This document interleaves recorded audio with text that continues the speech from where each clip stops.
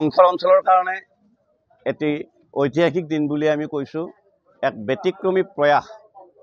পিতৃৰ আদ্য শ্ৰাদ্ধত পুত্ৰৰ গ্ৰন্থেৰে শ্ৰদ্ধা জনোৱা যিটো পৰম্পৰা, এই পৰম্পৰাটো আৰম্ভ হৈছে। অতি ভাল লগা কথা। যাত্ৰা গ্ৰাম্য পুথিভঁৰাল বংশৰৰ সম্পাদনাত ধ্ৰুৱজ্যোতি পাঠকৰ 5খন একাংকিকা নাটৰ একত্ৰ সংকলন পঞ্চাৰ্ঘ আজি উন্মোচিত হৈছে। আপোনালোকে দেখিছে, আপোনালোকৰ কেমেৰাই নিশ্চয় দেখাব যে ইয়াত আদ্য শ্ৰাদ্ধ চলি আছে। দেউতাকৰ আদ্য শ্ৰাদ্ধ, আৰু দেউতাকৰ আদ্য শ্ৰাদ্ধত এখন গ্ৰন্থ উপহাৰ দিয়াটো অতি ব্যতিক্ৰমী কাম বুলি ভাবিছোঁ। উদ্যোক্তাসকল, যাত্ৰা গ্ৰাম্য পুথিভঁৰাল বংশৰ আৰু লগতে ধ্ৰুৱজ্যোতি পাঠকৰ, নাট্যকাৰ ধ্ৰুৱজ্যোতি পাঠকৰ পৰিয়ালবৰ্গ সকলোকে আমি ধন্যবাদ জনাইছোঁ। আৰু এই অনুষ্ঠানটোৱে বা এই ঘটনাটোৱে বংশৰ অঞ্চল বুলিয়ে নহয়, অসমৰ বিভিন্ন অঞ্চললৈ এটি বাৰ্তা কঢ়িয়াই নিব বুলি আমি আশা ৰাখিছোঁ। আৰু ভৱিষ্যতেও যাতে পুত্ৰই পিতৃৰ শ্ৰাদ্ধত এনেধৰণে গ্ৰন্থ প্ৰকাশৰ ব্যৱস্থা কৰে, সেই ক্ষেত্ৰত বংশৰ বাটকটীয়া হওক, তাকেই মই কামনা কৰিছোঁ। ধন্যবাদ।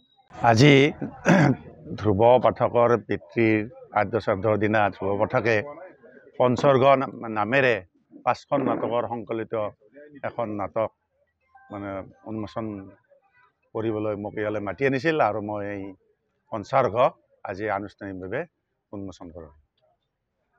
বংশৰ অঞ্চলৰ কাৰণে এটি ঐতিহাসিক দিন বুলি আমি কৈছোঁ। এক ব্যতিক্ৰমী প্ৰয়াস। পিতৃৰ আদ্য শ্ৰাদ্ধত পুত্ৰৰ গ্ৰন্থেৰে শ্ৰদ্ধা জনোৱা যিটো পৰম্পৰা, এই পৰম্পৰাটো আৰম্ভ হৈছে। অতি ভাল লগা কথা। যাত্ৰা গ্ৰাম্য পুথিভঁৰাল বংশৰৰ সম্পাদনাত ধ্ৰুৱজ্যোতি পাঠকৰ 5খন একাংকিকা নাটৰ একত্ৰ সংকলন পঞ্চাৰ্ঘ আজি উন্মোচিত হৈছে। আপোনালোকে দেখিছে, আপোনালোকৰ কেমেৰাই নিশ্চয় দেখাব যে ইয়াত আদ্য শ্ৰাদ্ধ চলি আছে। দেউতাকৰ আদ্য শ্ৰাদ্ধ, আৰু দেউতাকৰ আদ্য শ্ৰাদ্ধত এখন গ্ৰন্থ উপহাৰ দিয়াটো অতি ব্যতিক্ৰমী কাম বুলি ভাবিছোঁ। উদ্যোক্তাসকল, যাত্ৰা গ্ৰাম্য পুথিভঁৰাল বংশৰ আৰু লগতে ধ্ৰুৱজ্যোতি পাঠকৰ, নাট্যকাৰ ধ্ৰুৱজ্যোতি পাঠকৰ পৰিয়ালবৰ্গ সকলোকে আমি ধন্যবাদ জনাইছোঁ।